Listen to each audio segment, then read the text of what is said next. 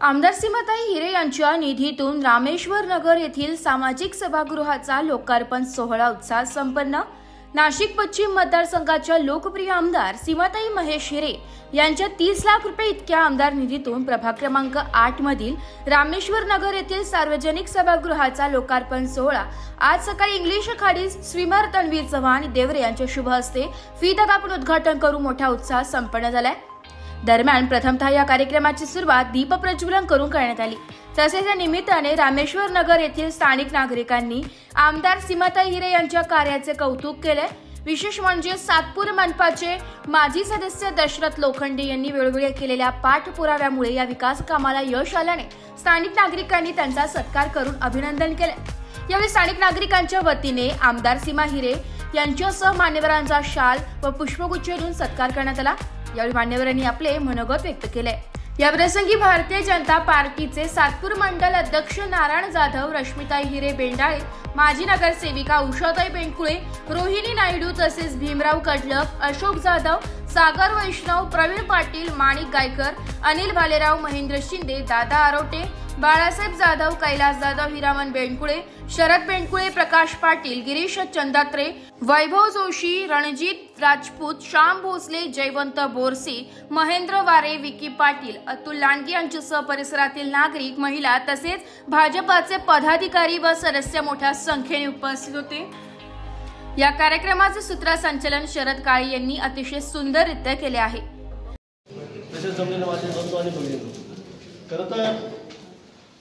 ज्यावेळेस माझी प्रभाग समिती सदस्य निवड झाली त्यावेळेस मला सभागृहामध्ये बसायला चान्स मिळाल्यानंतर बघत होतो का प्रत्येक नगरसेवक आपल्याला प्रभागासाठी काही ना काही विषय मांडताय, काही विषय मांडताय, काहीतरी मागताय।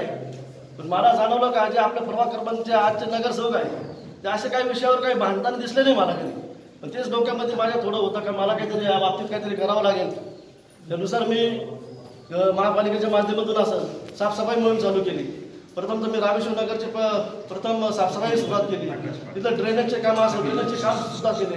तसेच तिथले गार्डनचे काही कामं होते ते गार्डनचे कामं सुद्धा मी केली आणि उरलेले काही झाडं तोडायचे कामं असतील ते पण मी मोठ्या प्रमाणात केली।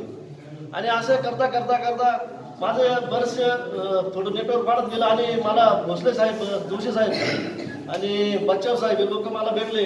तसे भाऊ आपल्याला असा विषय आहे तो मार्गी लागला तर बरं होऊन जाईल।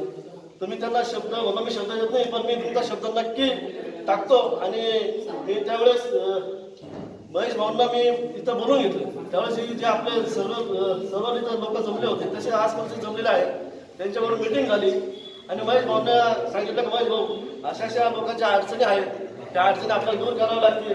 मुख्यतः पहिली त्यांची अडचण अशी आहे की त्यांना एक सभागृह पाहिजे। तर महेश भाऊंनी त्या दिवशी मला सांगितलं दशरथ भाऊ तू काय टेन्शन घेऊ नको, तुझं काम झालंय असं समज आणि आज खरं हे आपल्यासाठी उभं राहिले। आनंद होता या गोष्टीचा। आणि आपल्या दमदार आमदार सीमाताई आहेत त्या अनेक कामं प्रभाग 8 मध्ये त्यांनी केले आहेत। तसे 900 गणपतीमध्ये डोम उभारायचं काम केलेलं असेल, तसे आतमध्ये जॉगिंग ट्रॅकचं काम असेल, नंतर जलालपूर आणि एक धबधबा सोमेश्वर धबधबा एक विषय होता तिथं लोकांना येण्या जाण्याची सोय नव्हती, तिथं ताईंनी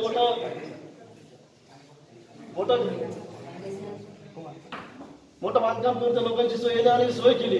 असे अनेक उपक्रम त्यांच्या हस्ते झालेले आहेत। ज्यावेळेस मी घरातून बाहेर निघतो पाय टाकतो तर बोर्ड लागला असतो आज हे उद्घाटन देवा उद्घाटन, म्हणजे असे त्यांनी मोठे कामं आपल्यासाठी केलेले आहेत।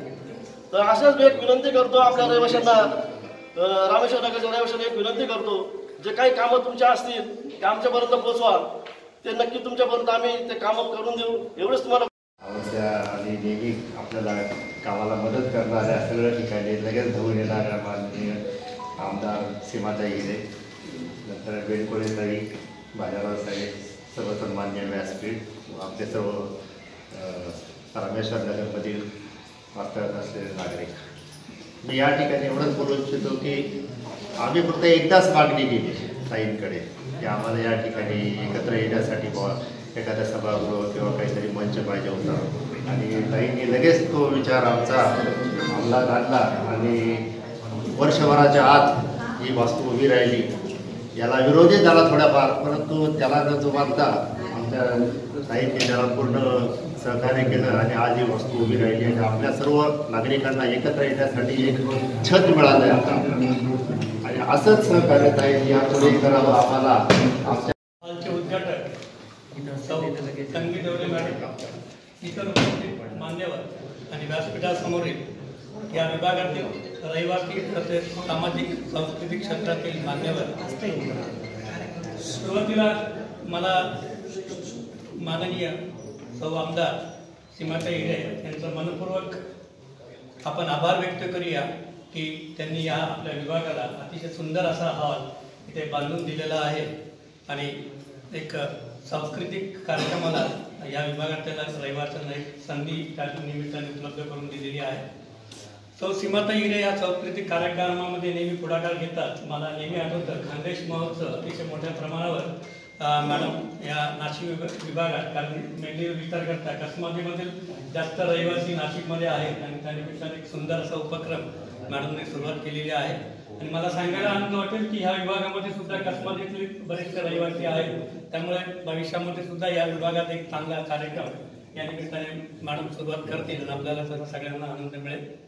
मगाशीच उल्लेख केला की हा हॉल बांधण्यामध्ये राधाकृष्ण अपार्टमेंटचे 22 सर आणि त्यांच्या सहकार्याने पाणी आणि लाईटची व्यवस्था इथे उपलब्ध करून दिली.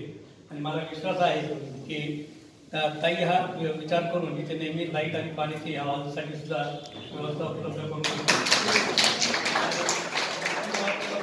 आपण जर समोर ग्राउंड बघितलं तिथे गार्डनची व्यवस्था असणं गरजेचं आहे, तर त्याचाही विचार मॅडम इथे नक्कीच करते. सुंदरसं असं गार्डन या विभागातील जे वरिष्ठ नागरिक आहेत त्यांना त्याचा आनंद घेता येईल.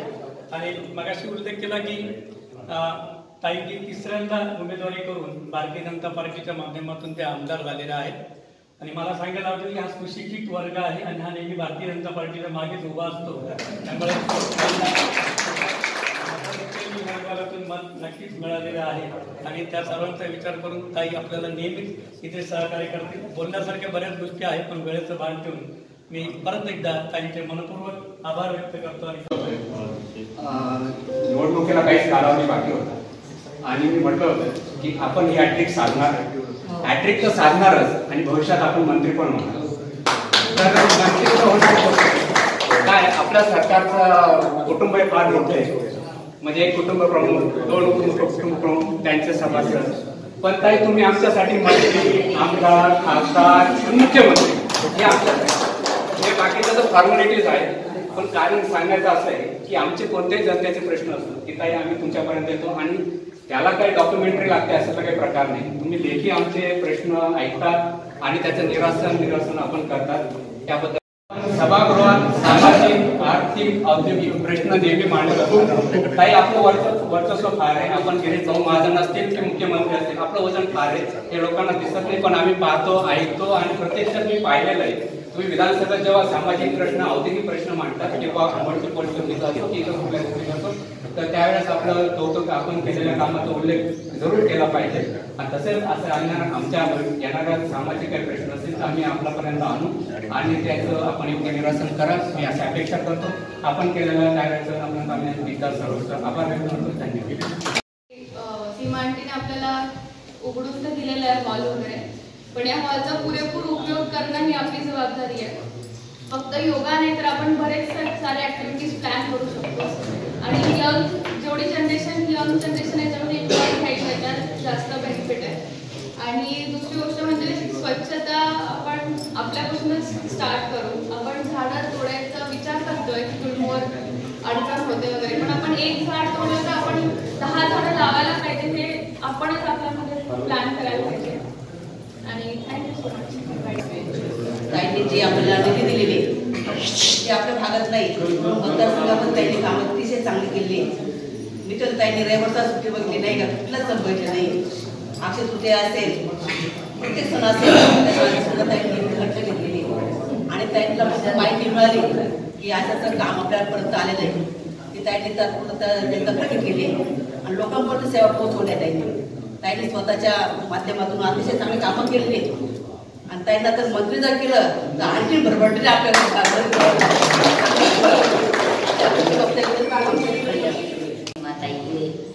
त्याच्यानंतर आपल्या स्विमिंग वॉटर तन्मयताई देवरे, व्यासपीठावर सर्व मंडळी उपस्थित आहेत त्यांचं मी मनपूर्वक स्वागत करते आणि सगळे जमलेले बंधू भगिनी सगळे आमच्या परिसरातले लोक.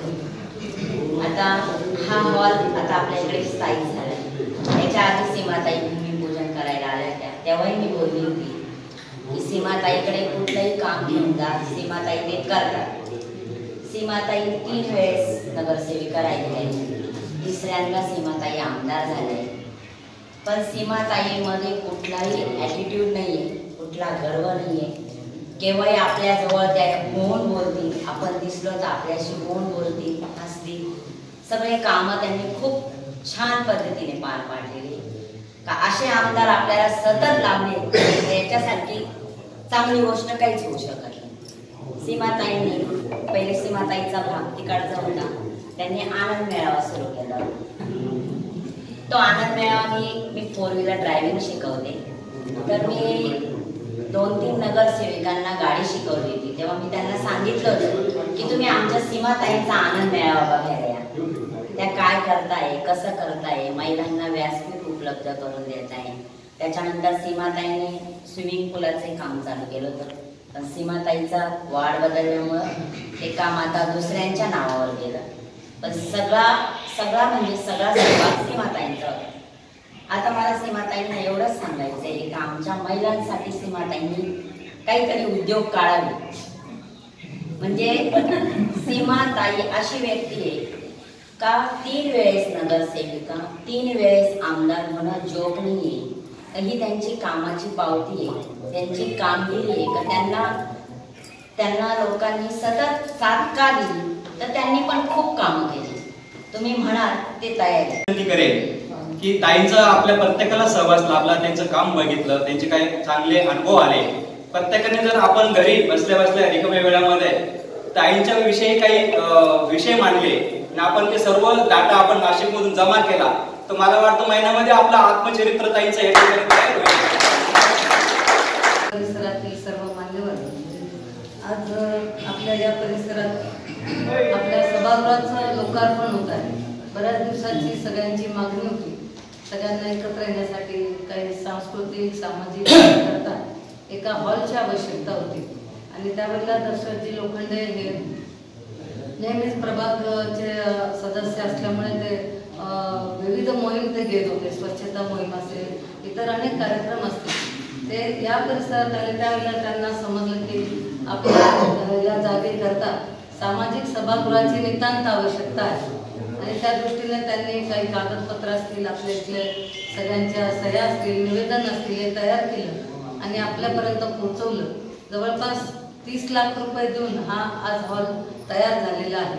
इथे अनेक कामं आहेत. आपण सगळ्यांनी सांगितलं की पुढे जॉगिंग पॅड पाहिजे किंवा चांगली लेवल पाहिजे, पाणी साठते म्हणून रस्ते पाहिजे. अनेक कामं अजूनही बाकी आहेत. जरी एक काम झालं तरी हॉलला लाईटची व्यवस्था असेल, पाण्याची व्यवस्था असेल, अशा अनेक अडचणी अजूनही यापुढे आहेत. आपल्या सगळ्यांना मी सांगेन की निश्चित पुढील कालावधीत आपल्या ज्या काही या परिसरात या अडचणी आहेत त्या निश्चित सगळ्या मिळून आपण पूर्ण करू.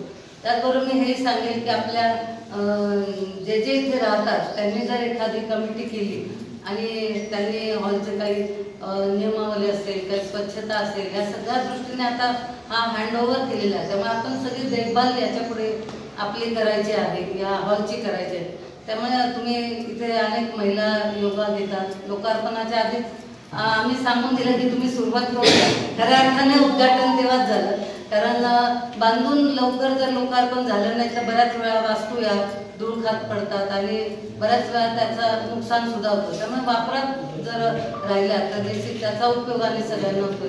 ही खूप आनंदाची गोष्ट आहे. सगळं हे आपल्याकरताच केलेलं आहे. बऱ्याच महिला इथे योगा करतायत, हे ऐकून खूप आनंद आला. आणि त्यामुळे अजूनही इतरही भागातल्या महिला ज्या इथे येऊन त्या सुद्धा योगा करू शकतात. आज जागतिक हास्य दिन आहे. सकाळपासून अनेक कार्यक्रम होते, हास्य दिंडी असेल, त्याचबरोबर विविध वेशभूषा केलेल्या महिला होत्या. खूप मोठा कार्यक्रम सिडको इथे झाला. बऱ्याच मोठ्या प्रमाणात महिलांची तिथे हास्य दिंडी होती आणि त्यामुळे आजच्या चांगल्या दिवशी आज आपण इथे लोकार्पण केलेले आहे. मगच आपण सांगितलं की अनेक वर्षापासून लोकप्रतिनिधित्व करत असताना आपल्यासारख्या अनेकांचे आशीर्वाद मला मिळाले आणि त्यामुळे खरं तर मी काम करू शकलेले आहे. आपल्या ह्या भागातनं सगळ्यात जास्त लीड आपल्याला या निवडणुकीत मिळाला त्याबद्दल